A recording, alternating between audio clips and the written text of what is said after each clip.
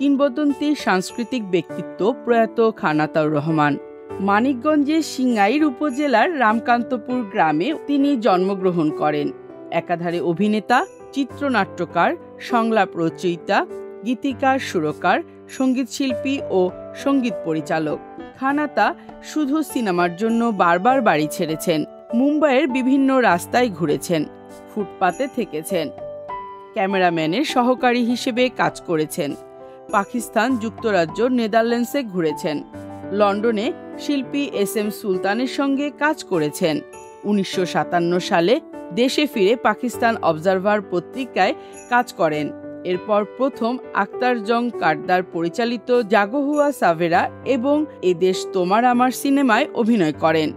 এই সিনেমায় সঙ্গীত পরিচালক, গীতিকার ও সুরকার হিসেবেও তার অভিষেক হয়। একে একে তিনি কখনো আসনি, কাচের দেয়াল, নবাব সিরাজউদ্দৌলা, জোয়ারভাটা, ত্রিরত্ন, সুজন সখী, মাটির মায়া প্রভৃতি চলচ্চিত্রে অভিনয় করেন। অনেক দিনের চেনা সিনেমায় তার পরিচালক হিসেবে অভিষেক হয়। এরপর রাজা সন্ন্যাসী, আবার তোরা মানুষ হ, দিন যায় কথা থাকে, আরশিনগর নির্মাণ করেন। খান আতার নির্মিত সর্বশেষ চলচ্চিত্র এখনো অনেক রাত 1997 সালে মুক্তি পায়। এ খাঁচা ভাঙবো আমি কেমন করে, একই সোনার আলোয়, এক নদী রক্ত পেরিয়ে সহ প্রায় 500 গান লিখেছেন তিনি।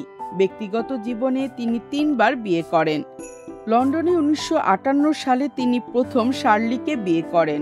1960 সালে তাদের বিচ্ছেদ হয়। একই বছর তিনি কণ্ঠশিল্পী মাহবুবা রহমানকে বিয়ে করেন।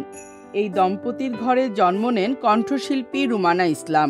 1968 সালে তিনি নীলুফার ইয়াসমিনকে বিয়ে করেন। তাদের সন্তান শিল্পী আশিক খান আগুন। খান আতাউর রহমান 1997 সালে 1 ডিসেম্বর মৃত্যুবরণ করেন।